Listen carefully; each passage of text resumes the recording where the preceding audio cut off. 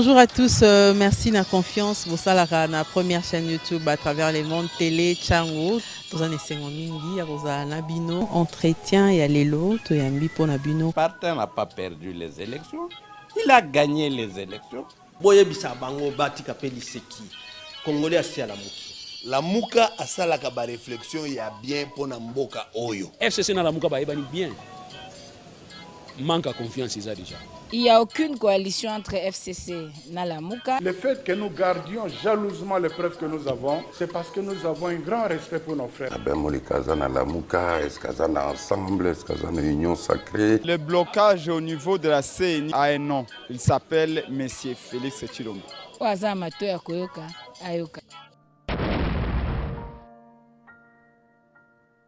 De présenter mes vifs remerciements aux partis politiques les Vonoué Bâtissons, les BAT en abrégé, pour l'organisation de cette conférence, mais aussi et surtout pour la confiance m'accordée, envie de parler à long et à large du terme choisi et qui va de l'intérêt de notre pays, la République démocratique du Congo.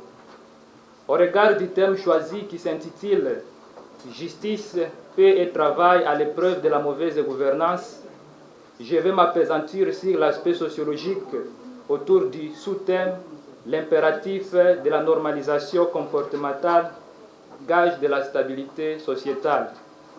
Mon exposé va s'articuler autour de 3 principaux points, dont la définition des concepts clés, les différentes sortes de normes sociales et leur parallélisme, et enfin, je vais également parler de leur importance sur la stabilité sociétale et sur la qualité de la gouvernance. En commençant par le premier point qui s'intitule sur la définition des concepts, nous allons ici clarifier les concepts ci-après. Il y a les concepts des normes, le comportement ainsi que la stabilité sociale. Sociologiquement parlant, quand on parle de la norme, ici on sous-entend un ensemble de règles qui régissent les conduites des acteurs sociaux. Autrement dit, ce sont de véritables codes moraux et collectifs qui spécifient la conduite à tenir dans telle ou telle autre circonstance. Mais comme notion pluridimensionnelle, il y a un sociologue au nom d'Étienne. Lui a défini la norme comme des modèles de conduite qui orientent le comportement des hommes en société. Et cette définition, clarifiée par cet auteur au nom d'Étienne, nous permet directement d'aborder le deuxième concept qui est celui de comportement. S'agissant du comportement, ce dernier n'est rien d'autre que l'attitude que l'on attend d'une personne au sein de la société, et c'est tout ce qui relève de notre manière de faire, d'agir et de réagir et qui définit notre personnalité. Ici, on met beaucoup plus l'accent sur la personnalité et qui englobe même la probité morale. En ce qui concerne le troisième concept qui est celui de stabilité sociétale, tout d'abord, il faut retenir que est sociétal tout ce qui est en rapport avec la société. Et la stabilité sociétale consiste donc à maintenir la société en équilibre et en favorisant une coexistence harmonieuse. Je m'en vais directement au deuxième point qui est celui qui va se consacrer sur les sortes de normes. Comme nous l'avons dit précédemment, les normes constituent des garde-fous sans lesquels la société se transformerait en jungle. Ainsi, il existe 2 sortes de normes. Il y a les normes dites sociales et il y a les normes juridiques. Parlant des normes sociales, nous devons retenir que celles-ci relèvent des mœurs et des coutumes et sont intériorisées par les individus par les biais de la socialisation. Elles ne sont pas codifiées et constituent donc l'œuvre de la société véhiculée par les personnes âgées, tandis que les normes juridiques constituent un ensemble de règles élaborées et formalisées selon la procédure et qui obéissent à une publication écrite. Il y a donc une nuance entre les deux, mais cette nuance n'est pas du tout poreuse. La différence qui découle de ces deux normes, c'est que les premières appellent à des sanctions comme la réprobation, le ricanement, la mise en quarantaine ou en marge de la société, alors que les deuxièmes, c'est-à-dire les normes juridiques, sont celles qui font appel à des sanctions dictées par la loi. Il peut s'agir par exemple de la prison. De cette différence, il faut noter que tout celui qui enfreint la norme sociale est un déviant, tandis que celui qui enfreint la norme juridique est appelé délinquant. Un sociologue et philosophe au nom de Lalande distingue deux éléments importants dans la norme. Il parle de l'impératif, mais aussi il parle de l'appréciatif. En parlant du premier concept, c'est-à-dire l'impératif, ce premier fixe ce qu'il faut faire et ne pas faire, alors que le deuxième, c'est-à-dire le concept de l'appréciatif, spécifie ce qu'il est bien de faire ou mal de ne pas faire. Et cette notion relève surtout des valeurs qui renvoient à la morale. En clair, l'impératif donne un caractère obligatoire à la norme ou à la loi. Mais en République démocratique du Congo, par exemple, on fait fi à l'impératif, en même temps à l'appréciatif. Cette situation devient une anomie et ça dénote un signe de la mauvaise gouvernance. Nous avons plusieurs textes qui nous régissent, dont la Constitution en est la loi fondamentale. Mais comment parvenir à assurer une stabilité sociétale à partir du moment où nous avons une Constitution à la carte? J'insiste bien, la Constitution à la carte, où le respect de ces dispositions dépend des humeurs des personnes. On se pose alors la question, mais où est finalement le caractère coercitif ou contraignant de la loi? Il suffit juste de voir comment se comporte la classe dirigeante et la classe dirigée pour comprendre qu'effectivement, il y a un problème. Et si vous vous comportez à l'antipode de la Constitution, vous initiez des projets ou des programmes qui énervent les textes et qui n'ont aucun soubassement sociologique, vous êtes un délinquant. Et en République démocratique du Congo, nous assistons fort malheureusement à un état délinquant et déviant, et c'est ce qui ne donne pas la chance à notre société de se reconstruire et d'atteindre ses objectifs constitutionnels, c'est de bâtir au cœur de l'Afrique un véritable état de droit et une nation puissante et prospère, fondée sur une véritable démocratie politique, économique, sociale et culturelle. Quant au troisième point qui s'articule autour de l'importance des normes sociales et juridiques sur la stabilité sociétale et la bonne gouvernance, et comme nous l'avons dit précédemment, une société dans laquelle la norme n'est pas respectée, cette société-là est confondue à une jungle où c'est la loi du plus fort qui règne. Et au regard de la situation vécue, la République démocratique du Congo n'échappe pas à cette désastreuse et triste réalité, car les records dans multiples violations des lois, et cela au regard impuissant de la justice, censée assurer le caractère coercitif de la norme ou de la loi. L'importance des normes sociales et juridiques, c'est qu'elles constituent des vrais piliers de la bonne gouvernance et permettent donc à la société de ne pas vivre la déperdition. Le développement d'un pays commence essentiellement par le respect des prescrits de la loi et le respect des valeurs sociétales.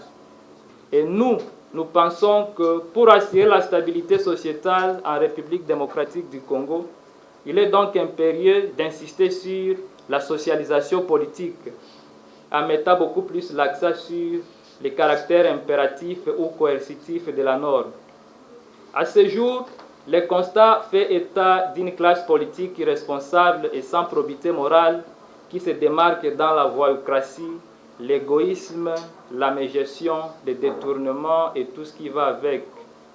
Mesdames et messieurs, distingués invités et chers membres de la presse, comme le thème de ce jour porte sur la justice, la paix et le travail à l'épreuve de la bonne gouvernance, notons que la bonne gouvernance passe aussi par la qualité de l'élite dirigeante, capable de mettre en place un État pro.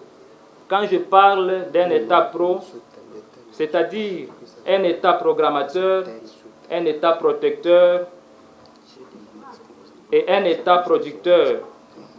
Parlant de l'État protecteur, ici on fait allusion à la protection des personnes et de leurs biens.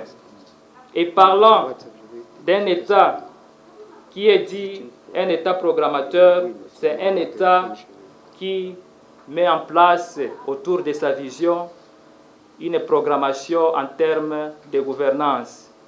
Et dans les notions managériales, on ne peut parler de la programmation que lorsqu'il y a une vision qui s'installe, laquelle vision consiste à pousser le pays vers son développement global. Et l'État producteur, c'est cet État-là qui obéit au principe de la production locale.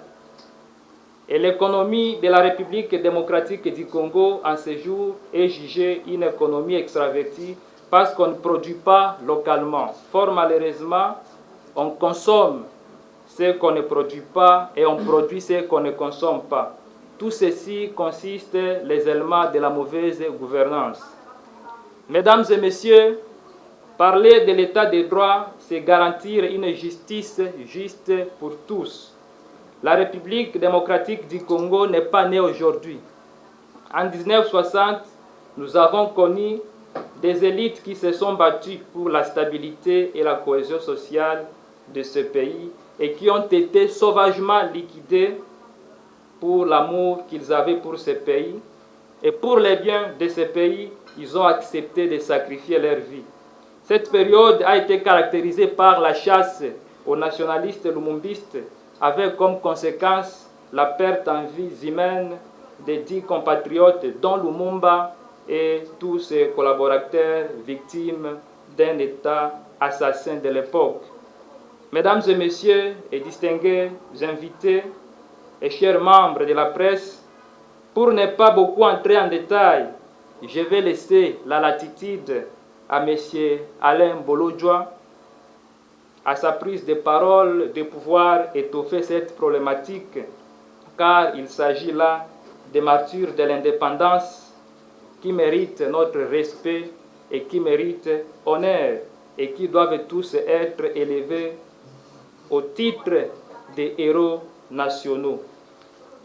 Il s'agit des personnes ci-après. Emery Patrice Lumumba, qui est déjà notre héros national.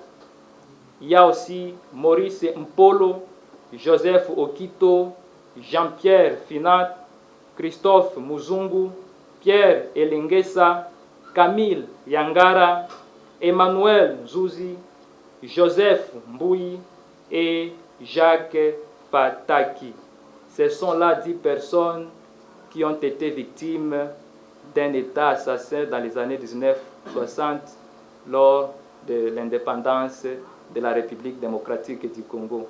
C'est donc qu'en ce jour, nous avons voulu corriger l'histoire, parce que l'histoire nous dit que dans les années 60 ou les années 1961, Emery Patrice Lumumba, qui est notre héros national, a été assassiné accompagné de 2 compatriotes dont nous avons cité Maurice Mpolo et Joseph Okito. Alors que ce n'étaient pas 2 personnes autour de lui, il y avait 10 personnes qui entouraient Emery Patrice Lumumba, 9 personnes, et toutes ces personnes-là ont été tuées et ont été sauvagement massacrées dans les années 1961. Donc c'est ici le temps de rétablir la vérité, afin que toutes ces personnes qui ont été victimes de l'état de droit soient également élevées en qualité de héros nationaux. Je tiens d'abord à vous remercier d'avoir répondu à notre invitation, mais aussi à féliciter notre frère Samson. Mon propos, ou sinon, pour cette partie, je voudrais être plus politique. Je considère que l'histoire du Congo a été tronquée. Parce que déjà au départ, on nous a présenté Lumumba comme le seul père de l'indépendance, alors qu'il y avait plusieurs autres qui ont eu à intervenir dans ces combats. Voyez-vous? Et très souvent, on semble négliger l'apport de ces derniers, alors qu'ils ont eu effectivement à se sacrifier pour que nous atteignions cet objectif. Kasavubu, c'est un grand homme. Quelqu'un qui a eu à sacrifier sa jeunesse et à participer dans la lutte. Et il n'était pas seul, ils sont nombreux, tous ceux qui se sont battus. Et nous avons pu accéder à l'indépendance, qui n'était pas un cadeau, c'était la suite logique d'un combat que nos pères ont eu à mener. Et la Belgique, ou sinon les 14 puissances, n'avaient pas d'autre choix que de prendre note de notre indépendance, parce que sur le plan mental, nous étions déjà indépendants. Ce qui nous restait, c'était juste avoir un texte. Et on nous dit qu'il y aurait un acte de l'indépendance, bien que aucun historien nous a démontré qu'il a eu à voir ces documents, mais du moins, nous savons qu'il y avait, au sorti de la table ronde, un acte qui a été pris. Et au lendemain de notre accession à l'indépendance, nous avons eu beaucoup de faits ou des actes, ou sinon des événements politiques qui ont mis en mal le fonctionnement de l'État. Nous comprenons la plupart, ou sinon la quasi-majorité des pères de l'indépendance étaient des autodidactes et ils n'avaient pas de référentiel en termes de gestion.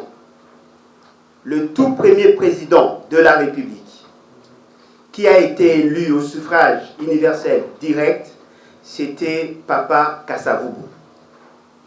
Et très souvent, lorsque nous disons que Joseph Kabila est le premier président à être élu de manière démocratique, si cela a été réellement le cas, c'est tronquer l'histoire, parce que le tout premier président était effectivement un président élu au regard des dispositions pertinentes de la loi fondamentale. Ce qui sous-entend quoi? Ce qui sous-entend que la République démocratique est née démocratique. C'est-à-dire que ce n'était pas comme un Richard pauvre, c'était effectivement un pays démocratique où vous avez des institutions issues de la volonté exprimée dans les urnes, et ce qui sous-entend que nous étions effectivement un pays démocratique. Il y avait une pluralité de partis politiques, et ceux-ci ont permis, n'est-ce pas, à encadrer, mais aussi à former leurs militants. Fort malheureusement, les appétits gloutons de la classe politique de l'époque nous ont amenés à un cycle vicieux de déstabilisation.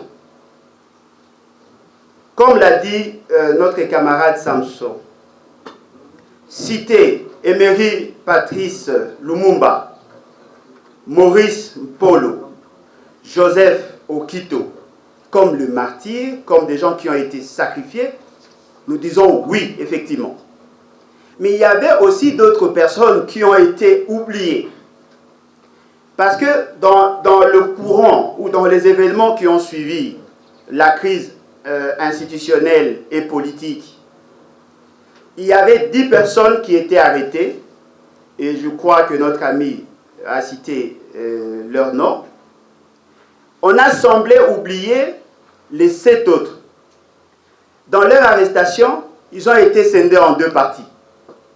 La première partie, ceux qui étaient envoyés dans le Katanga, et la deuxième partie à Bakwanga. Vous serez peut-être appelés à nous poser la question, qu'est-ce qui s'était passé réellement? Nous pouvons ici prendre le risque de vous dire qu'il y avait effectivement conflit entre le gouvernement de l'époque et les 2 tendances, c'est-à-dire les sécessionnistes, le Katanga et les Kasaï. Mais ce qui est surprenant, pour ce dossier des militants de la démocratie de l'époque, on a senti qu'effectivement, il y avait une volonté manifeste de travailler en synergie. Le gouvernement de l'époque, qui avait pratiquement mis la main sur toutes ces personnalités, a eu à travailler en synergie avec les sécessionnistes. Une partie, les 3 personnalités citées, ont été envoyées dans le Katanga. Tous ont été assassinés. Les 7 autres qui étaient envoyés dans le Bakwanga, tous ont été assassinés. Ce qui veut dire qu'il y avait quelque chose qui allait au-delà de ce qui était formel. C'est-à-dire que ce n'était pas les dirigeants de l'époque qui décidaient sur qui doit vivre ou qui doit mourir. C'était les forces étrangères. Si vous allez au-delà de ça, nous avons appris qu'il y a certaines personnalités politiques, que ce soit du Katanga, que ce soit du Kasaï, qui étaient coordonnées par les services de renseignement extérieurs, qui ont participé dans une large mesure sur la situation de l'assassinat de ces 10 personnalités. Et donc, ce qui sous-entend que l'État congolais était complice dans l'assassinat, et fort malheureusement, il y avait la Belgique, il y avait les États-Unis et leurs services. Et on a eu à tuer comme ça 10 compatriotes, justement parce qu'ils n'avaient pas obtempéré à l'aliénation ou sinon au néocolonialisme tel que nous l'imposait par la Belgique, les États-Unis et les autres centres d'intérêt. Pour rétablir l'histoire, nous voulons assez que dans nos esprits, que nous retenions qu'effectivement, Lumumba n'était pas seul. C'est vrai que c'était lui qui était le leader, parce que dans la plupart des cas, tous ceux qui ont été tués justement parce qu'ils appartenaient à un parti politique, le MNC. Fort, malheureusement, toutes ces personnalités assumaient de fonctions d'État. Lumumba, Premier ministre. Maurice Mpolo était député. Joseph Okito, sénateur. Jean-Pierre était gouverneur de la province, l'ancienne province orientale. Il y avait Christophe Mouzoumou qui était secrétaire d'État chargé de la province, administrateur chargé de la sécurité. Vous prenez Pierre Elenguesa, il était conseiller spécial à la présidence du Conseil du Congo. Camille Nyangara, commissaire des districts de Haut-Ouélé. Emmanuel Nzouzi, secrétaire de la jeunesse, en charge de la jeunesse. Vous avez Joseph Mbouyi, ministre de la classe moyenne. Vous avez Jacques Fataki, commandant de la gendarmerie. C'est-à-dire que toutes ces personnalités étaient effectivement des agents publics de l'État. Après cet assassinat, nous avons eu d'autres gens qui ont été assassinés. Nous avons Kimba, Bamba, Mahamba, Anani, qui étaient aussi, pour la plupart, de hauts fonctionnaires de l'État, des agents publics de l'État, et fort malheureusement, eux aussi ont été assassinés, mais cette fois-là en 1966. Ce qui sous-entend quoi? Ce qui sous-entend que les intérêts politiques ont tendance à marcher sur les intérêts de l'État, et les gens profitant de cette réalité cherchent à éliminer certains compatriotes au nom et pour l'intérêt des animateurs des institutions ou sinon de la présidence de la République. On crée une histoire, on vous présente un fait, on vous dit voilà, ces gens ont attenté à la vie de la personne du président et donc on doit le mettre de côté. Ce qui sous-entend quoi? Ce qui sous-entend, profitant de la faiblesse de l'administration ou de loi, il y a des gens qui ont été assassinés dans ce pays et fort malheureusement on en parle de moins en moins. La question que nous devons tous nous poser en ces moments précis, est-ce que les choses ont-elles changé? Oui ou non? Je vous donne plusieurs cas. Aujourd'hui, au Congo, nous avons certaines personnes qui sont poursuivies par la justice, justement parce qu'on considère qu'ils ont attenté à la vie de la personne du président de la République ou carrément des institutions. Nous tous, nous avons assisté à un phénomène il n'y a pas longtemps, avec le conseiller spécial en matière de sécurité de M. Félix Tshisekedi. On nous a dit qu'il aurait attenté à la vie de M. Félix Tshisekedi, et fort malheureusement, le dossier ayant évolué, aujourd'hui on nous apprend que c'était atteinte à la sûreté de l'État, qu'il aurait préparé ou créé un site de formation des militaires pour créer la désolation au niveau du pays. Il était au niveau de l'ANER, aujourd'hui il est au niveau de la prison. Pourquoi avons-nous pris cet exemple? C'est justement parce que c'est dans le même contexte que ce qui s'était fait en 1966 et c'est ce que nous fustigeons.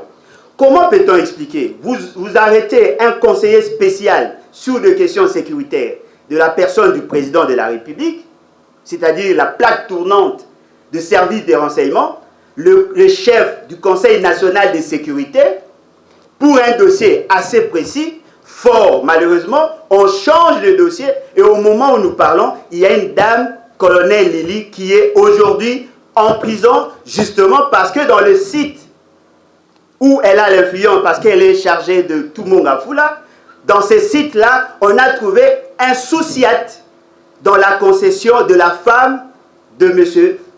François Beya. Devons-nous prendre au sérieux cette réalité? Ne pouvons-nous pas réfléchir sur les velléités? Avec le temps, on saura qu'effectivement, il y a un problème, un dessous des cartes.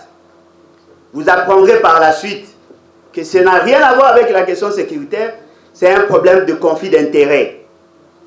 Il y a quelqu'un au niveau des institutions qui est en connivence avec le Rwanda, qui veut travailler dans le sens de neutraliser tous les techniciens au niveau des institutions, justement pour fragiliser nos institutions. Et je pense qu'il est temps que nous puissions déjà en parler. Ce que nous voulons dire par rapport à ces sujets, c'est justement nous dire, c'est-à-dire nous voulons faire comprendre à l'opinion qu'au regard de ce qu'il y a aujourd'hui, nous craignons que nous retombions dans la même situation de 1966. On a accusé Kimba, Bamba, Mahamba, Nani des tentatives de coup d'État. Ils ont été pendus. L'ironie de l'histoire, la personne qui avait signé le premier acte, c'était M. Étienne Tshisekedi. Aujourd'hui, nous avons M. Félix Tshisekedi Tshilombo, qui est président de la République. Nous craignons que l'histoire se répète. On doit éviter de sacrifier les techniciens justement pour plaire aux humeurs politiques. Donc, c'était ça, en fait, cette partie qui consistait à rétablir l'histoire et à éclairer notre opinion par rapport à ce qui s'est fait en rapport avec le dossier François Beya, en rapport avec le dossier de ses collaborateurs, en rapport avec les dossiers de... bon, je ne citerai pas M. Vital Kamerhe, mais il y en a autant de dossiers en rapport avec tous ceux qui sont aujourd'hui en justice, justement pour plaire aux humeurs de personnes. Je prends le cas ici de M. Barnabé Ouimana. Lui aussi a été arrêté. Justement, le fait d'avoir fait une déclaration dans le sens, bon, d'après l'interprétation des juges, fort malheureusement, ils ne m'ont pas convaincu, dans le sens de dire que ces gens avaient l'intention de déstabiliser les institutions ou d'abattre la personne de M. Félix Tshisekedi en disant « Akoli Ambouma ». Je ne sais pas si les Équatoriens sont là ou les spécialistes sont en Lingala, si réellement ça veut dire qu'il va être tué. Et fort malheureusement, il a été condamné. Après ça, nous constatons tous, il y avait une ordonnance graciant certaines personnalités, certaines personnes. Fort malheureusement, cette ordonnance aujourd'hui n'a même pas la valeur d'une ordonnance médicale parce qu'elle reste, elle n'est pas jusque-là appliquée. Je crois que par rapport à cet aspect des choses, nous pouvons nous arrêter là et nous entrons maintenant dans notre sujet tel que cela a été annoncé. Comme vous le savez, Nous avons tenté d'ajouter tous ces éléments justement pour compléter notre ami. Pour ces jours, comme l'a dit le modérateur ainsi que notre ami Samson, notre thème c'est justice, paix, travail à l'épreuve de la mauvaise gouvernance. Vous l'avez certainement compris que nous avons insisté sur la justice et nous allons insister sur la paix et le travail. D'ailleurs, notre ami est revenu là-dessus. C'est votre devise. Justice, paix, travail. C'est un triptyque. Il y a là 3 dimensions dans cette philosophie. Ça résume en réalité toute la vision que s'est fait l'État. Justice, c'est une conditionnalité pour que nous ayons la paix. Paix, c'est une conditionnalité pour que nous arrivions effectivement à développer le travail et à rechercher le mieux-être. Lorsque nous disons à l'épreuve de la mauvaise gouvernance, nous voulons tout simplement dire que dès lors que nous nous sommes fixés ces 3 objectifs essentiels de notre société et qu'au niveau de l'autre côté, il y a certains impondérables ou certaines réalités de gouvernance qui nous empêchent d'atteindre ces 3 objectifs, naturellement, la population ne peut pas connaître son mieux-être. Le sous-thème retenu en ce qui nous concerne, fait et incidence de politiques contradictoires face aux enjeux socio-économiques. Premièrement, M. Félix Tshisekedi accède au pouvoir par de voies scabreuses. Nous le savons tous, qu'il a été kabylocratiquement élu et cela reste incontestable. Fort malheureusement, dans sa gouvernance, il nous a amené une gouvernance polluée. Manque d'organisation et de coordination. Manque de vision cohérente. Ce qui nous a conduit inéluctablement à un dysfonctionnement systémique voulu. Et devant cette réalité, nous nous sommes rendus compte que cela ne résultait pas que de la volonté, mais de l'absence de la capacité, nous dirons mieux, de la capacité à orienter des choses pour que nous atteignions le mieux-être pour tous. Il a commencé par ce fameux programme de 100 jours. Et je crois que vous l'avez tous. Ces programmes, déjà dans sa conception, démontraient un caractère criminel, non seulement des objectifs, mais surtout de la finalité. Dans ces fameux programmes, il y avait déjà un problème d'évaluation. Parce que, comme vous le savez, dans la conception de programmes comme de projets, il y a 4 niveaux d'évaluation. Il y a l'évaluation que l'on appelle l'évaluation ex ante. Une évaluation qui s'est faite avant l'opérationnalisation.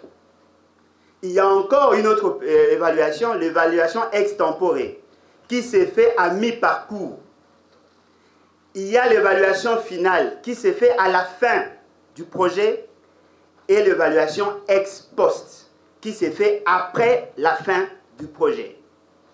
Pour chaque évaluation, on cherche justement à donner des orientations par rapport à la gouvernance. Dans l'évaluation ex ante, on cherche à évaluer le coût du projet avant le lancement.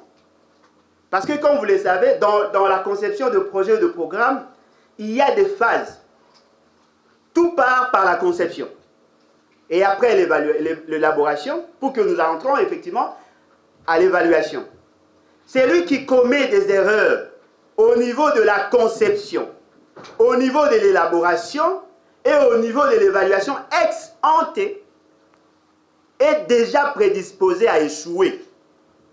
M. Félix Tshisekedi, au regard de ses programmes, était prédestiné à échouer. Tout économiste est sérieux, surtout économiste de développement, sait pertinemment bien que ce programme ne pouvait pas atteindre ses objectifs, justement parce qu'il y avait des incohérences. Dans ces programmes, il avait présenté, je peux vous renvoyer au premier tableau, tableau synthèse, vous avez la troisième colonne, ou sinon la deuxième colonne titrée montant total. Le total général, c'est 488 145 106 dollars. C'est ça le montant global, tel que présenté dans le tableau synthèse. Et dans ces programmes, il y avait des rubriques. Route, on a réparti en deux, office de route, office de voirie et drainage. Il y a un sous-total. Après, il y a la santé, éducation, habitat, énergie, électricité et eau comme des sous-points, emploi, transport, agriculture, pêche et élevage. Et puis, il y avait autres actions sectorielles. Voyez-vous? Dans ces tableaux, lorsque vous prenez la répartition, vous vous rendez compte que le total, le sous-total pour le route, était estimé à 240 338 329 dollars. Et lorsque vous allez parcourir les fameux projets, vous allez vous rendre compte qu'il s'agissait de la réhabilitation de routes en terre, des routes bitumées, la réparation et la construction de ponts. Il y avait les sauts de moutons au nombre de 10. Il y avait le déploiement, la réparation et le déploiement des bacs. Et fort malheureusement, on ne parle pas assez. Et pourtant, il s'agissait pratiquement de 240 millions. Donc, il y avait d'autres rubriques comme ça qui restent méconnues par notre peuple. Nous pouvons vous envoyer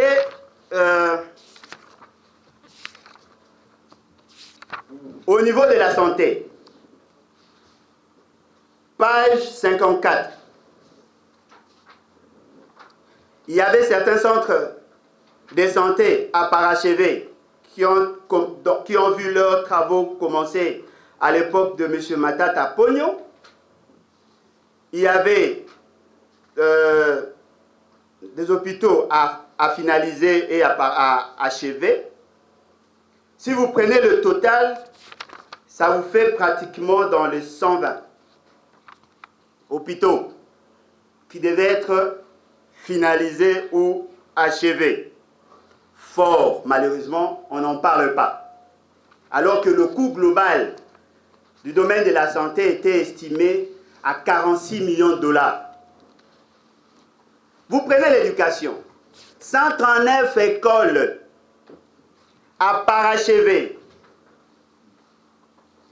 à construire, à réhabiliter. 139 écoles. Écoles à parachever, 119. Les écoles construites par M. Matata, fort malheureusement. Mais ce qu'on nous dit que les nouvelles écoles, là, les écoles prévues par M. Félix Sekedi, pour les transports, 65 600 000. Ce qui est surprenant, on devait moderniser le port de Kalemi. Ça n'a jamais été fait. 65 millions. Les études de faisabilité, 600 000 pour le port du Sud Kivu. Ça n'a jamais été réalisé. L'agriculture, fort malheureusement pour M. Félix, c'est que l'agriculture veut dire la production de poissons dans le Sud Kivu. 774 000. Page 75.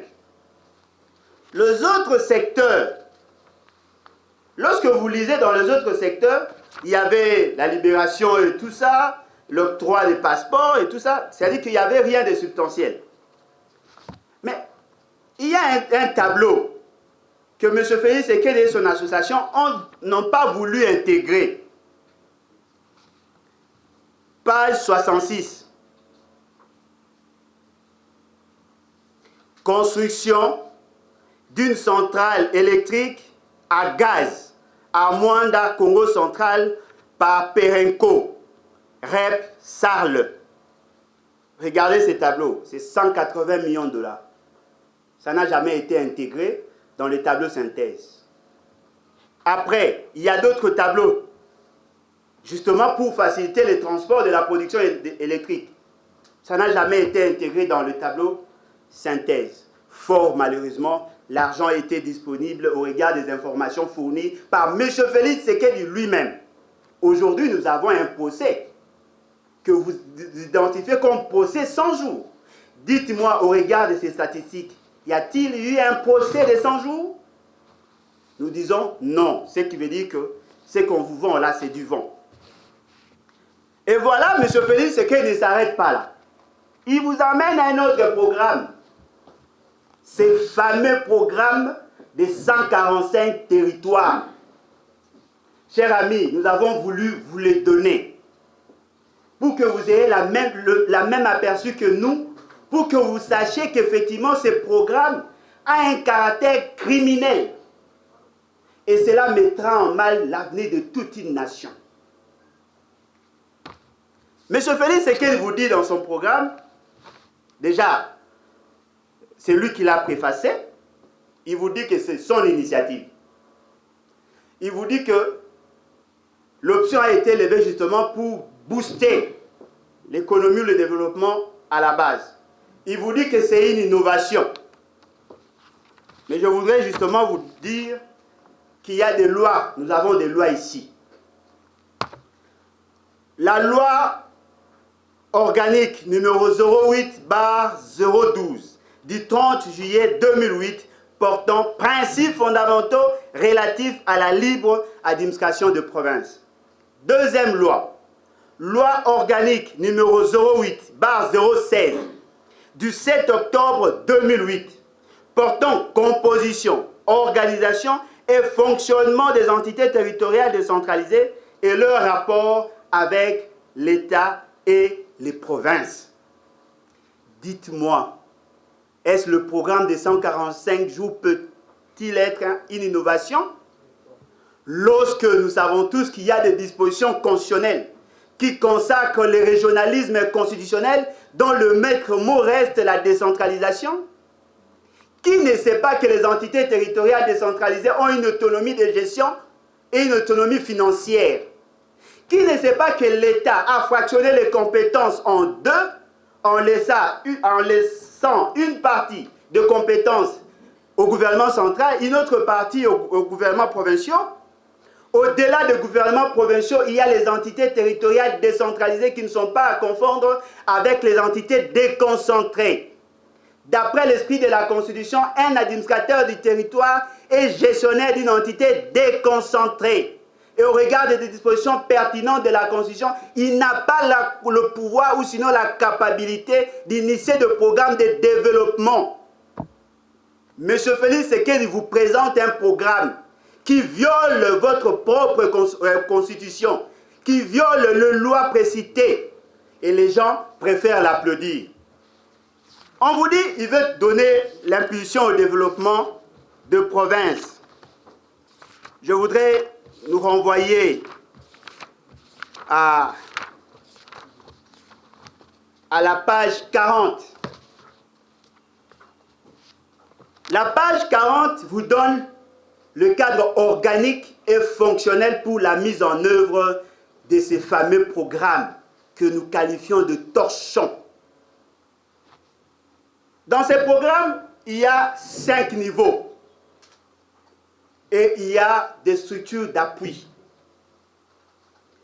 Premier niveau, pilotage politique, constitué de M. Félix Tshisekedi et de gouverneurs. Deuxième niveau, pilotage stratégique, constitué du Premier ministre et de ministres sectoriels.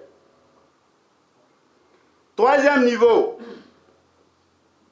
constitué, c'est-à-dire la coordination opérationnelle, constitué du ministre du Plan et les ministres sectoriels. Quatrième niveau, constitué du comité technique constitué des secrétariats techniques. Cinquième niveau, comité provincial, là c'est quoi? Territorial de suivi. Et vous savez où est-ce qu'on a placé les administrateurs du territoire, c'est là. Toutes les décisions sont prises au niveau de Kinshasa. Toutes les décisions. C'est M. Félix Tshisekedi qui en est l'initiateur. C'est lui qui donne l'orientation politique. Il renvoie à son Premier ministre. Et lui, avec les ministres sectoriels, font tout, ce qu'ils font semblant là. Et ils envoient à la coordination, à la coordination des opérations, là où il y a les ministres nationaux. Et après, il y a un secrétariat technique qui est constitué essentiellement de personnes que eux-mêmes vont se choisir. Il y a d'autres éléments d'information à côté. Et les administrateurs du territoire sont là justement pour voir ce qui s'est fait. Dites-moi, en quoi cela peut-il être donner l'impulsion du développement à la base? Qui ne sait pas qu'on ne développe pas un peuple? On aide un peuple à se développer. Et fort malheureusement, les provinces ne sont pas réellement impliquées. Et l'enveloppe est de combien? De 1,660 milliard de dollars. Ce qui est surprenant. Le coût des opérations est estimé à 1,450 milliard pour les territoires. Parce que, comme vous le savez, nous avons 145 territoires. Sur les 145 territoires, chaque territoire aurait droit à 10 millions de dollars. Ça vous fait 1,450 milliard de dollars. Mais pour ces gens ici, qui ont déjà des fonctions, qui ont déjà un budget de fonctionnement, budget d'installation et tout ça, on leur prévoit 210 millions de dollars. N'est-ce pas que ça a un caractère criminel? Ça représente plus de 12%. Ce qui sous-entend quoi?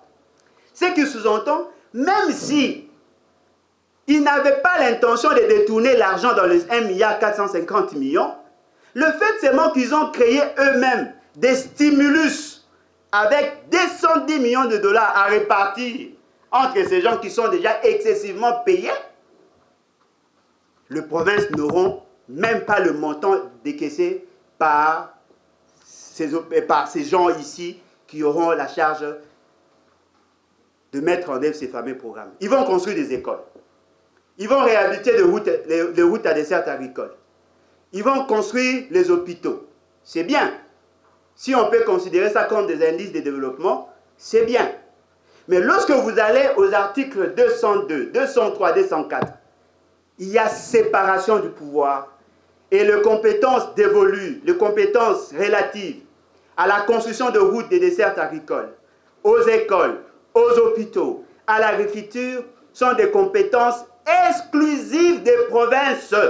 Exclusives des provinces. Seules les provinces ont le droit d'initier ces genres de programmes. Et en réalité, au regard de la charpente institutionnelle, sur les 100% des recettes à caractère national, 40% sont reconnus aux provinces, 10% pour caisse de péréquation, 50% pour le gouvernement central.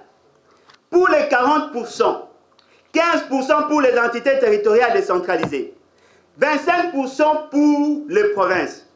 Les routes à intérêt national sont construites par le gouvernement dans son budget d'investissement. Les routes à intérêt provincial et certaines routes des dessertes agricoles sont de compétences de province et les routes des dessertes agricoles proprement dites sont des compétences des entités territoriales décentralisées. Est-ce une innovation ou une violation flagrante de la Constitution? Comment M. Félix Tshisekedi peut se permettre de désorienter la vision de l'État et d'être applaudi par les Congolais? N'est-ce pas que la Constitution, c'est un pacte social? N'est-ce pas que nous avons cédé une partie de notre liberté à cette Constitution? Qui a donné à M. Félix Tshisekedi le pouvoir de décider en lieu et place du Constituant? Qui? Mais voilà, les gens applaudissent. Voilà pourquoi nous sommes résolus d'expliquer à notre peuple les caractères criminels de ce que M. Félix Tshisekedi et son association font. Nous prenons le risque de vous le dire. Nous l'avons fait pour le programme de 100 jours. Personne ne nous croyait. mais on nous a renvoyés dans des procès. Ce qui veut dire que là, ce sont des problèmes. Prenons juste un autre élément. Posez-vous la question. M. Félix Tshisekedi était chez les Arabes, à l'Émirat. N'est-ce pas qu'il vous a dit qu'il allait amener les chars de combat et $1 milliard? Où en sommes-nous? Qui se pose la question de clause telle qu'elle est retenue dans cet accord? On vous donne des chars de combat ou des chars, on vous donne $1 milliard, en contrepartie, on devait donner quoi? Et pourquoi cela n'est-il pas arrivé? N'est-ce pas? Probablement que M. Félix Tshisekedi n'a pas respecté ses engagements. En regardant l'économie de ces pays, nous comprenons que ces gens cherchent de l'or. Le fait seulement qu'ils sont dans la diversification de leur économie, c'est un pays essentiellement pétrolier, ils ont besoin de l'or justement pour prévenir les dépenses futures et leur économie parce que le pétrole, ce sont des matières épuisables. Ils ont besoin de l'or qui ne tarit presque pas. M. Félix Tshisekedi certainement a promis de donner de l'or. La grande quantité de l'or, on le trouve dans Ituri. Dans cette zone, il y a beaucoup d'or. Les concessions appartenaient essentiellement à la société Sokimo, qui a cédé à certains particuliers. Sokimo avait pratiquement 30% des recettes qui lui restaient. Ils ont bradé ces ressources-là. Et M. Félix Tshisekedi, certainement qu'il croyait sur ça. Il pensait qu'au regard de l'exploitation là-bas, il pouvait séduire ces Arabes pour venir, n'est-ce pas, nous doter tout ce que lui considérait comme des essentiels. Fort malheureusement, cela n'a pas été fait. Qui nous dit que M. Félix Tshisekedi n'a pas été surpris de constater que ses acolytes ont tout vendu? Ce sont là des réalités. Voilà pourquoi nous disons, nous, les BAT, parti en gestation, nous voulons inviter tout notre peuple, partout où vous vous trouvez, diaspora, ici, partout ailleurs, nous vous prions de nous rejoindre pour que nous créions effectivement ces partis qui viendra imposer la bonne gouvernance. Imposer la bonne gouvernance. Parce que ce qui est vrai, aujourd'hui les militaires n'ont pas détenu. Nous apprenons que le camp Kokola a été vendu. Nous apprenons que toutes nos ressources qui restaient ont été bradées. Nous apprenons que cette famille Tshisekedi ou UDPS devient de plus en plus riche et de manière insolente, alors que notre peuple croupit dans la misère. Chers Congolais, nous vous invitons de nous rejoindre. Venez nombreux pour que nous créions le rapport de force afin que la majorité de notre peuple ait le courage de définir son destin sans craindre, encore moins, nous devons arriver à dompter la peur pour que nous arrivions à orienter les choses pour le mieux-être de tous. Les BAT veut dire lèvons-nous et bâtissons. Lèvons-nous et bâtissons. Et d'ailleurs, pour conclure, rien ne nous indique pas que M. François Beya aujourd'hui est crucifié du fait d'avoir fait le rapport de force avec un groupe mafieux qui ont voulu brader les ressources nationales, qui ont préjudicié M. Félix Tshisekedi d'atteindre son propre objectif. Je crois qu'il est là pour ça. Et voilà pourquoi nous demandons à la justice de bien faire son travail, de ne pas crucifier le Congolais, et nous demandons à toute la classe politique de développer l'idée de servir le peuple et rien que le peuple. Merci beaucoup pour votre attention.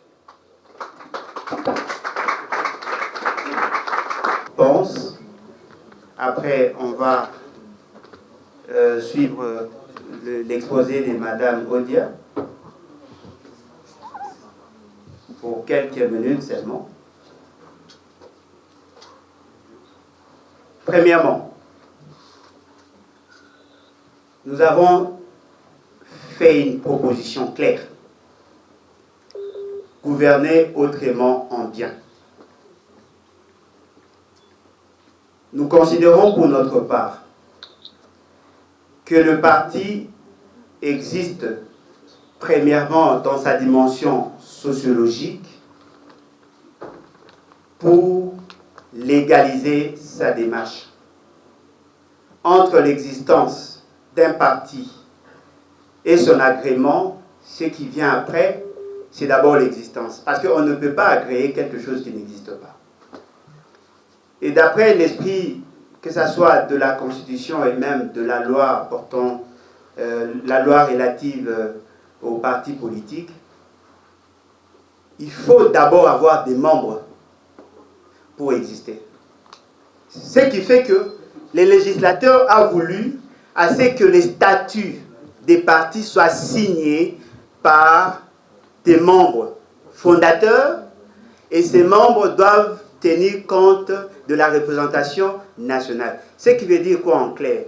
La légalisation n'intervient qu'après. Prenons alors la position de nos amis, bien que de l'axe du mal, nos amis de l'union dite sacrée. N'est-ce pas que nos amis interviennent aussi au nom et pour le camp de l'union sacrée? Est-ce que l'union sacrée existe sur le plan textuel? Non.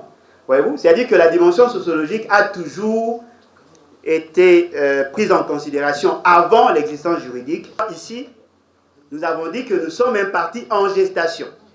Ce que nous faisons, c'est justement pour appeler le Congolais à nous rejoindre, pour qu'ensemble, nous créions le parti. Donc, ce qui veut dire, sur le plan sociologique et même sur le plan anthropologique, nous avons le droit d'exister avant la reconnaissance légale. La question sur la proposition. Vous savez, la proposition par excellence, c'est la Constitution et les lois. Pourquoi chaque fois lorsque nous critiquons le pouvoir de M. Félix Tshisekedi, on a tendance à dire, vous critiquez, mais jamais vous ne faites de proposition. Ce n'est pas le cas de notre frère Chako, mais c'est ce que nous entendons souvent. Mais les gens semblent oublier. Il y a des référentiels de gouvernance. Lorsque la loi vous dit, le pouvoir du président commence ici et s'arrête là, c'est une proposition, mais aussi un impératif. Ne nous demandez pas de proposer à M. Félix Tshisekedi d'apprendre comment gouverner le pays. Alors qu'il y a des lois qui existent. Il y a une constitution qui a été acceptée par près de 16 millions de personnes. Et à chaque fois que l'on fait une critique, il y a une proposition. Toujours une proposition. On confronte ce qui s'est fait par rapport au référentiel. C'est déjà une proposition. Le souci ou l'idée qui nous a poussé à citer M. François Béa, c'est justement parce que nous voulons faire une similitude entre ce qui s'est fait et ce qui s'est fait aujourd'hui. M. François Béa a travaillé avec M. Félix Tshisekedi. Si nous étions à l'époque où M. Félix Tshisekedi était opposant, on devait en principe le considérer comme l'axe du mal. Mais cela ne nous empêchera pas de défendre, parce que nous ne défendons pas la personne, mais les principes. Lorsque nous disons que M. Kamere n'était pas innocent, mais il a été mal jugé, on a été mal compris. Aujourd'hui, apparemment, tout le monde nous donne raison. Nous voulons que la justice fasse son travail. On n'a pas demandé que celui-ci soit acquitté. On a demandé à ce qu'il soit bien jugé. Pour ne pas retomber dans ce qui a été fait en 1961, en 1966. C'était ça, en fait, notre idée. Par rapport à notre procédé, ou sinon à l'algorithme que nous préconisons, nous les BAT, nous considérons pour notre part que tout doit commencer par la révolution. Il faut qu'il y ait révolution. Deuxième étape, on doit convoquer un congrès fondateur. Après la convocation du congrès fondateur, on doit présenter un nouveau paradigme qui aura comme socle le pacte de la Troisième République, de la Quatrième République, pardon. C'est ce qu'on va appeler la constitution de la Quatrième République. Quatrième étape, on doit convoquer l'électorat après référendum pour que nous ayons les acteurs de développement. Cinquième étape, on doit coucher sur papier un plan de développement qui va au-delà des 30 ans.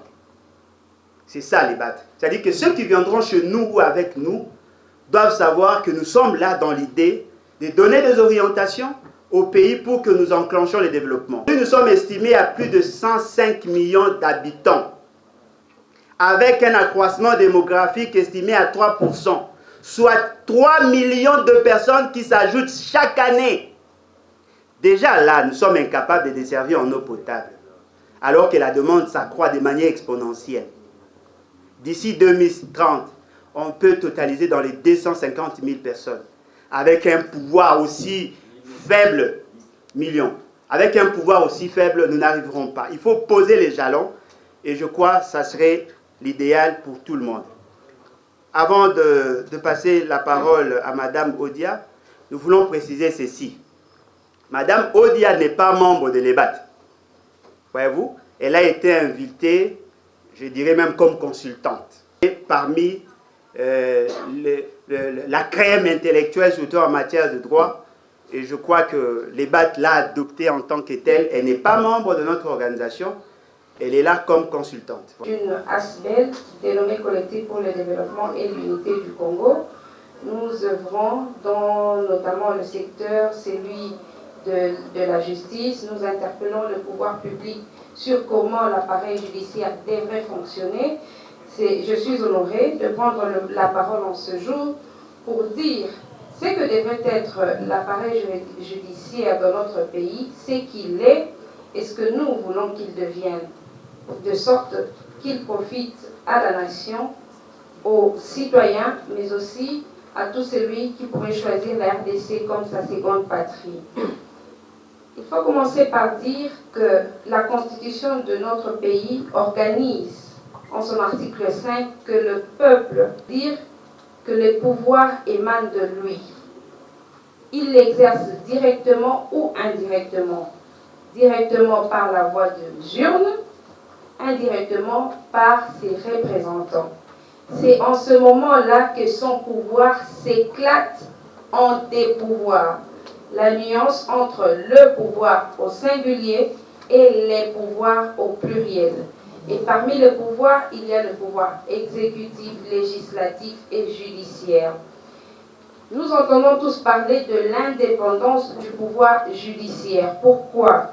Parce que c'est ce pouvoir qui est censé départager des protagonistes, aussi bien au niveau de l'exécutif, là, qu'au niveau du législatif et dans la vie commune, quand les partis ne peuvent pas se mettre d'accord sur un différend qui les oppose, ils sont supposés aller devant une troisième personne pour que celle-ci les départage. Et cette troisième personne ici, c'est le pouvoir. Ça rejoint même ce que dit, n'est-ce pas, la Bible, que quand deux personnes ne s'entendent pas, il faudrait qu'il y ait une troisième personne pour l'aider à trouver la solution à leurs différends. Mais ici, la nuance, c'est que s'il y a des lois qui organisent de quelle manière le pouvoir judiciaire intervient pour que son intervention apporte plus de paix sociale que l'inverse. Mais non.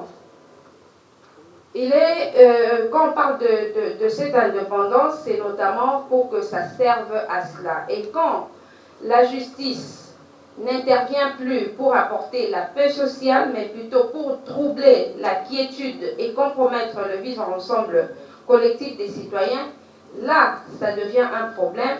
C'est même l'essentiel de notre intervention en ce jour.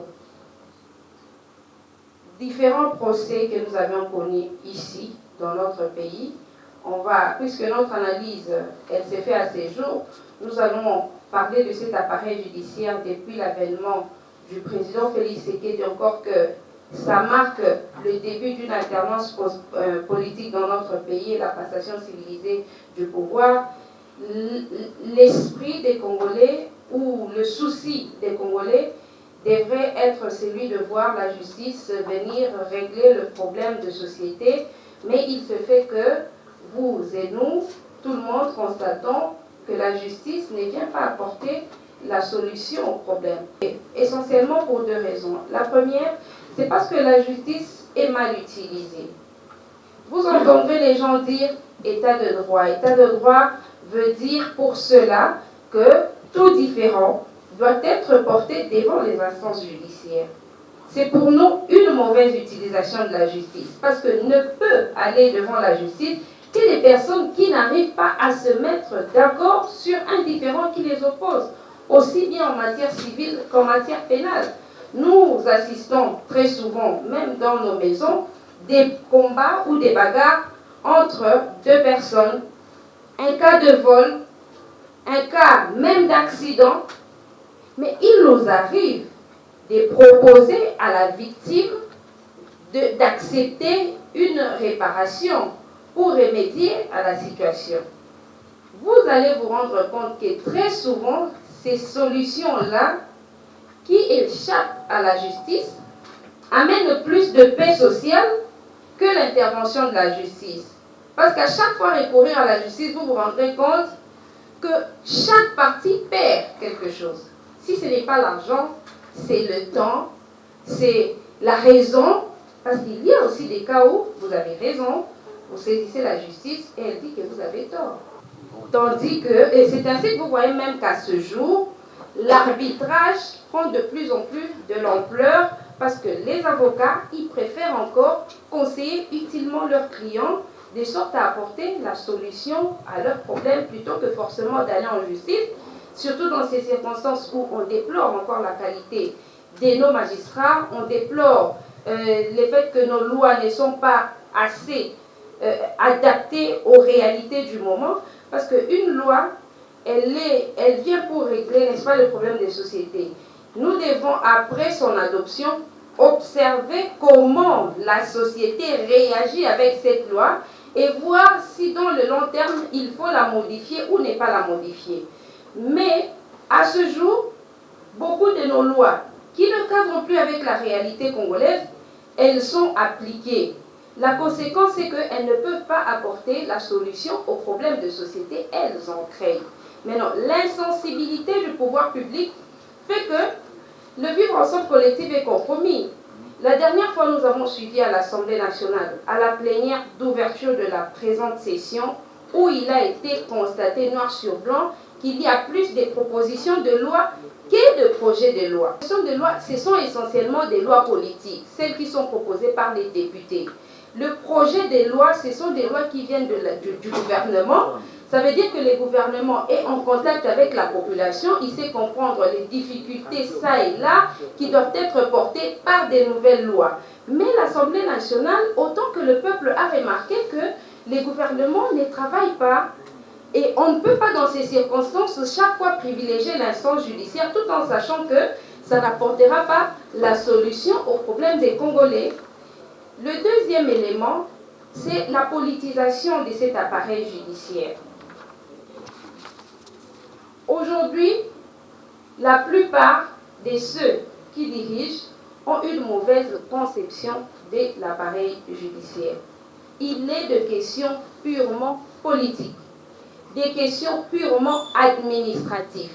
Mais vous le verrez, saisir les instances judiciaires. Or, quand on saisit les instances judiciaires, ça veut dire que c'est l'État. Voyez-vous, vous êtes dans des circonstances où les magistrats sont payés par l'État, ils sont nommés par l'État, ils sont entretenus par l'État. Ils viennent à être saisis par l'État. Comment voulez-vous que la personne poursuivie trouve gain de cause? Tout cela pour nous, c'est que les gouvernants n'ont pas la bonne compréhension de ce que c'est l'appareil judiciaire. C'est ainsi qu'on a assisté à des procès comme des procès 100 jours. J'abonde dans le même sens que le président Bologna, celui de dire qu'il devait, j'ai quand même oublié la phrase, mais celui de dire que la justice devait être faite, mais qu'il devait être bien jugé. Moi, je vais encore beaucoup plus en disant qu'il fallait que des réponses aux préoccupations des Congolais soient d'abord apportées, parce que la saisine de l'instance judiciaire là a empêché aux Congolais de continuer à poser des questions sur la destination des fonds décaissés dans le cadre du projet 100 jours. Aujourd'hui, quand le Congolais se demande, mais où sont les écoles qui devaient être construites? Où sont les hôpitaux qui devaient être construits, les passerelles? La réponse est de dire, le procès est en cours. Alors que ça, ce n'est pas la réponse à la question des Congolais. On a vu dans tous les autres procès tels qu'ils se sont déroulés, le procès de Ferdinand Kambere, c'est pratiquement un procès qui n'a pas rassuré. On ne peut pas, dans un différend de bagarre, quelqu'un qui vient se plaindre, d'ailleurs c'est lui qui est venu se plaindre, c'est lui et son dossier n'a pas été ouvert, c'est le dossier de l'autre qui a été ouvert et finalement il s'est passé, qu'est-ce qui se passe? Les partis qui n'ont pas fait des confrontations, mais le ministère public vient aggraver le sort du prévenu. On parle de la peine de mort, on parle de l'infraction de coups et blessures pour la tentative de meurtre. Donc, ces deux raisons-là, elles sont majeures, qui ont fait perdre à ce jour à l'appareil judiciaire congolais son sens et son efficacité. Donc la mauvaise utilisation et sa politisation. C'est ainsi que nous, au niveau de CEDUC, nous interpellons le pouvoir public à remettre l'appareil judiciaire dans ses missions classiques, celle d'apporter la solution au moment où les partis n'ont pas réussi à se mettre d'accord, celle d'être saisis au moment où le pouvoir a déjà répondu politiquement et administrativement aux questions du peuple congolais, sans que la justice ne soit utilisée que pour jeter la poudre aux yeux des citoyens congolais. Je vous remercie de votre attention. Je crois que nous autres qui sommes nés à l'Équateur, nous n'avons pas de dictionnaire là-bas. Nous n'avons pas de dictionnaire et nous les avons découverts ici, à Kinshasa ou sinon à l'école. La révolution, en réalité, c'est ces changements brusques.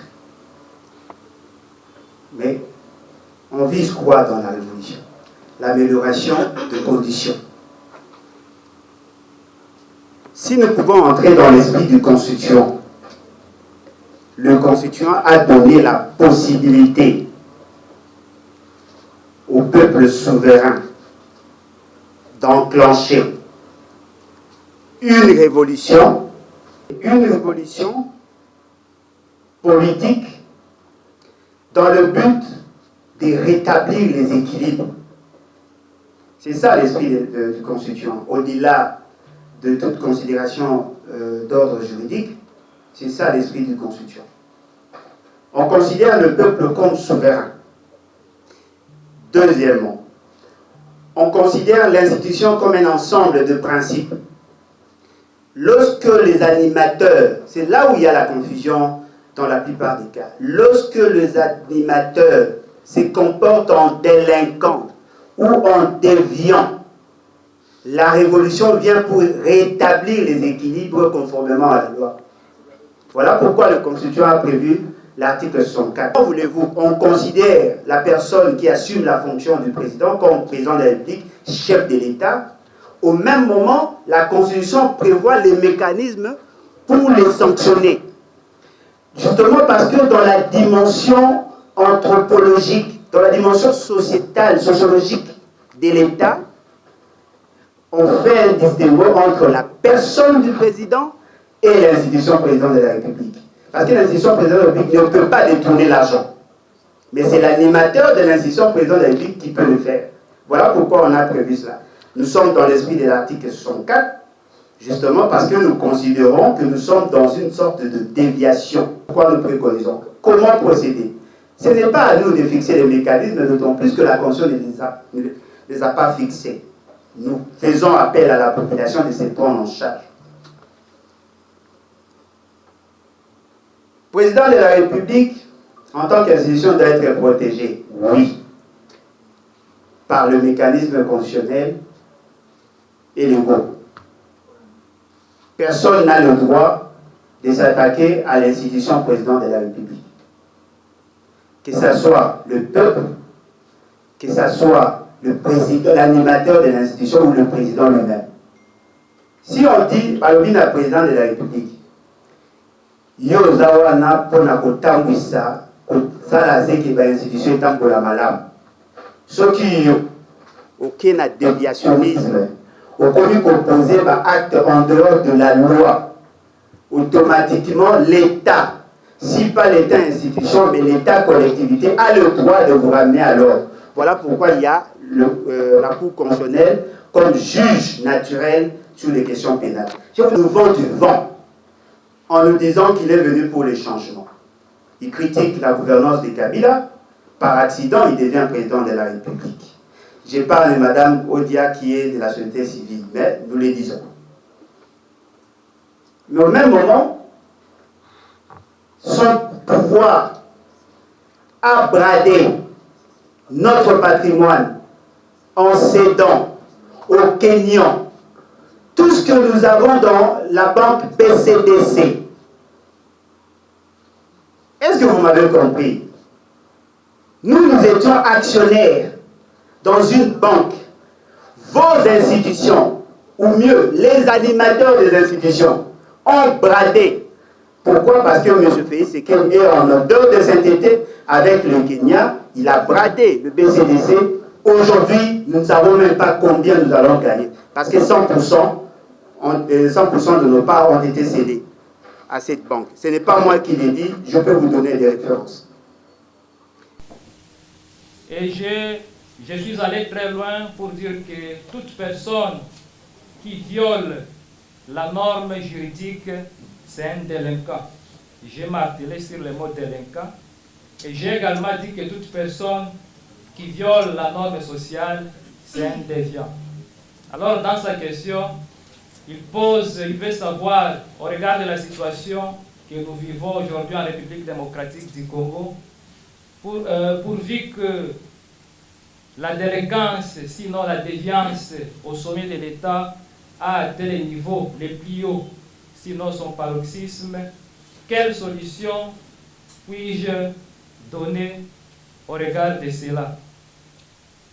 Mais je pense que Mme Arlette Odi a été suffisamment claire, et même M. Alain Morodjoa, quand ils ont donné des explications sur le fractionnement de l'État. Nous avons des institutions. Il y a l'institution président de la République, il y a l'institution Parlement, où nous avons la Chambre basse et la Chambre haute, nous avons le gouvernement, et nous avons également les cours et tribunaux. Et au regard des infractions qui peuvent être commises dans un pays, il y a une institution qui est spécialisée pour traiter ces cas-là. C'est entre autres les cours et tribunaux ou la justice.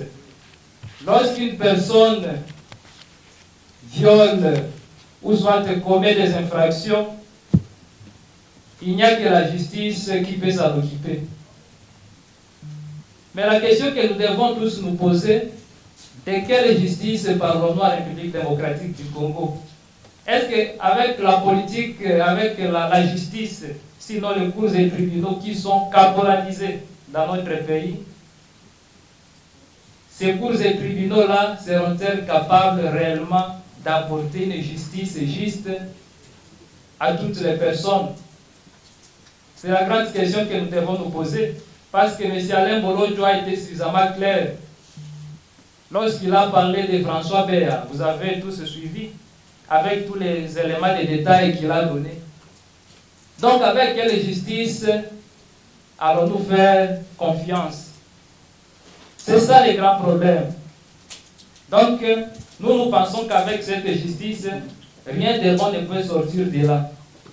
Mais ce qui est important à ce jour, et c'est ça même le bien fondé de la création de notre parti politique, les Vons et Bâtissons, les BAT en abrégé, avec la gouvernance actuelle qui est déjà polluée, nous pensons ce qui est important, c'est le renouvellement d'une classe politique, laquelle classe politique va imposer une gouvernance totale qui peut être capable de tabler sur toutes ces matières-là et de mettre sur pied une justice juste, une justice qui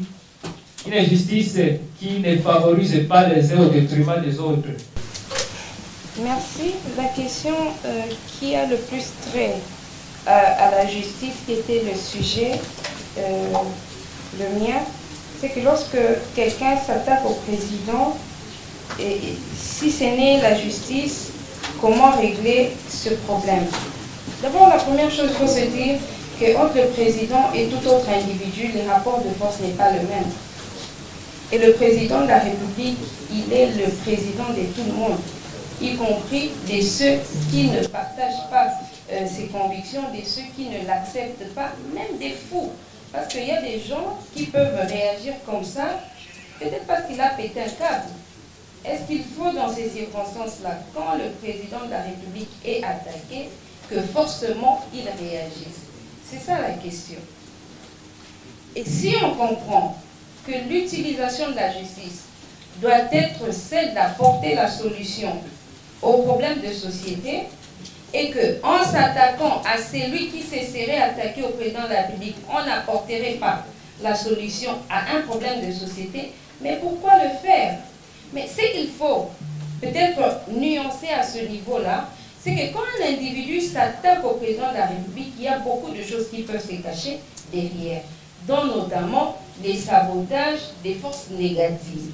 C'est là qu'intervient l'Agence nationale des renseignements et les services spéciaux, non pas pour inquiéter ces personnes, mais pour chercher à savoir quelles sont les motivations profondes de cet acte déplacé contre le président de la République, contre l'institution président de la République. C'est ainsi que, si on se rend compte qu'il s'agissait d'un complot, alors on va s'attaquer à ceux qui peut-être complotaient contre l'institution président de la République. Si on se rend compte que c'est un citoyen frustré qui tout simplement estime que la gouvernance n'est pas correcte, mais on lui donne des assurances, des garanties de lui dire on prendra en compte vos frustrations et que dans les jours à venir, l'État sera de plus en plus efficace et répondra à vos problèmes pour vous éviter ce genre de comportement. Oui, notre ami d'Antena a voulu savoir le contenu que nous donnons au vocable révolution. Je crois que nous autres qui sommes nés à l'Équateur, nous n'avons pas de dictionnaire là-bas. Nous n'avons pas de dictionnaire et nous les avons découverts ici, à Kinshasa ou sinon à l'école. La révolution, en réalité, c'est ces changements brusques. Mais on vise quoi dans la révolution? L'amélioration de conditions. Si nous pouvons entrer dans l'esprit du constituant, le constituant a donné la possibilité au peuple souverain d'enclencher une révolution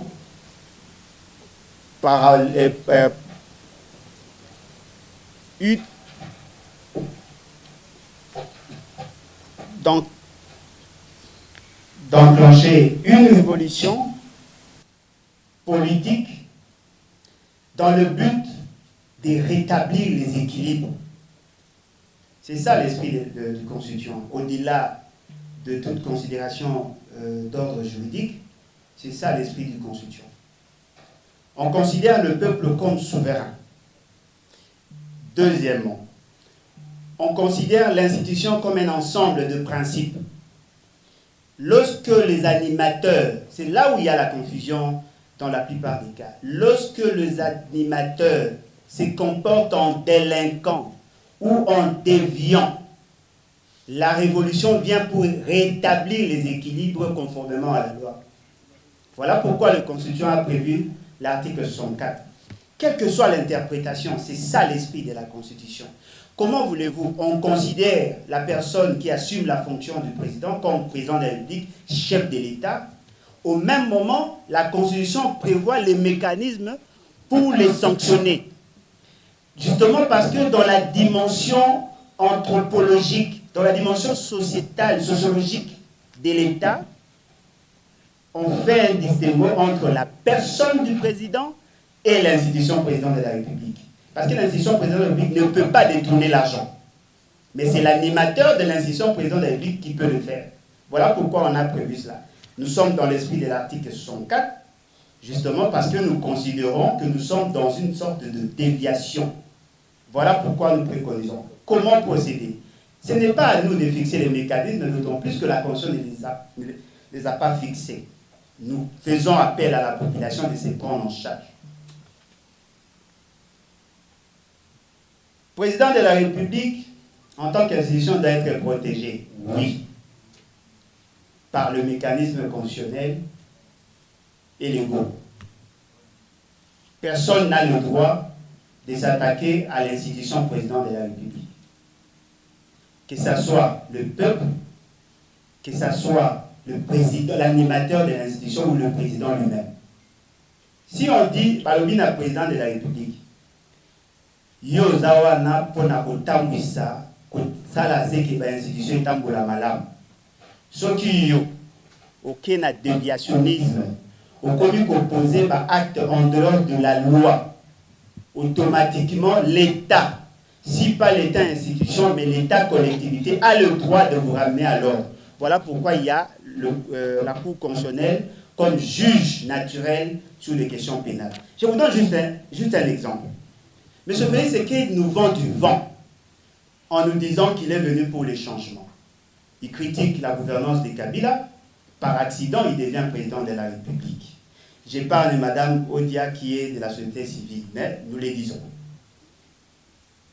Mais au même moment, son pouvoir a bradé notre patrimoine en cédant aux Kenyans tout ce que nous avons dans la banque BCDC.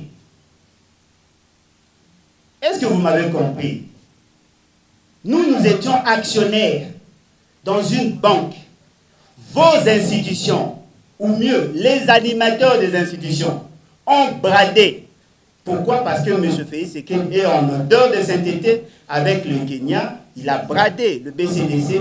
Aujourd'hui, nous ne savons même pas combien nous allons gagner. Parce que 100% de nos parts ont été cédés à cette banque. Ce n'est pas moi qui l'ai dit, je peux vous donner des références. Les finances publiques, on est en train de dilapider le fonds public. On n'est pas obligé de nous soumettre aux caprices des individus. L'État n'est pas constitué que des institutions, il y a aussi la collectivité. Ce qui veut dire que dans cette approche-là, comme ma révolution, Isaac, ce qui protège tout le monde, c'est la loi. Si un président de la République viole la loi, il ne peut pas être protégé par la loi, encore au moins par les institutions. On ne protège le président que lorsqu'il est en conformité avec la loi. En 1961, il y avait un premier ministre élu. Après manipulation, Balongoli Bamonyonso, Bazongi Simoko, Babomi Bao Baetikali. Ils n'ont pas été protégés par la loi, ils ont été protégés par le centre d'intérêt. En 1966, Kimba Bamba Mamba Anani, Balobi Balinga qui va attenter na vie à président de la République. Bache justice Moko, où ils allaient correspondre à la philosophie à Kabi, à Mobutu de l'époque. Ils ont été jugés de manière expéditive. Ils ont été pendus. Et vous pensez que c'est ça protéger le président de la République? C'est ça? C'est-à-dire que vous Kangamoutuka pour Kanisi, n'a pas ça qui est exemple à François Béa. Pourquoi? Parce que nous avons fait voir à Bino qu'il y a des gens qui se lèvent le matin, qui prennent position et qui disent aux institutions ou sinon à la service à renseignement, Toyoki Sangoke Moutouana Inyaboma président de la République. Si vous laissez la vie de ces gens entre le nation d'Imer et Abatou, ils peuvent être tués et après vous pouvez comprendre qu'ils ont été innocents. Toyoki a Magamoueleka qui a dit Boudimout. Où en sommes-nous? Le même système a commis une erreur. Ce qui est encore plus flagrant, Abdallah Bilenge, il a été fait arrêter. Il a été condamné sur instruction sur Yabato à pouvoir. Il a été condamné pour 20 ans. Sans élément de preuve, il a été condamné pour 20 ans. Il eût fallu que la justice à Mouana se ressaisie, le quoi à la centre d'intérêt échangé, va diligenter enquête dans RVA pour se rendre compte que cet argent n'a jamais existé. Si on avait laissé la latitude à ces gens-là, ils pouvaient être tués et après vous apprendrez qu'il était innocent. Chers concitoyens, s'il vous plaît, ne pensez pas que les institutions sont au-dessus de tout. D'abord, les institutions, c'est nous qui les créons. C'est nous qui créons le format. En principe, c'est nous qui devons nous choisir des animateurs. Mais il faut être plus regardant par rapport au profil. Ce n'est pas tout le monde qui est appelé à être chef des institutions. Parce que ce qui est de le bar déviant, délinquant. C'est justement parce que dans la dimension anthropologique, il peut y avoir quelqu'un qui est en déphasage à la philosophie du groupe. À ce moment-là, on doit l'attaquer à n'importe quel prix. Comment les BAT vont arriver comme un changement sur le plan organisationnel pour que toi atteindre l'objectif? Nous pensons que la meilleure manière de gouverner, c'est de poser des grands principes et de laisser toutes les instances de l'État à bien faire leur travail.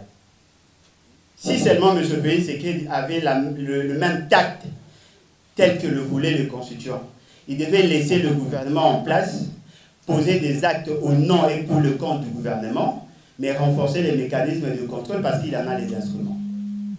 Il a fait dévier le fonctionnement de l'État en se substituant au gouvernement.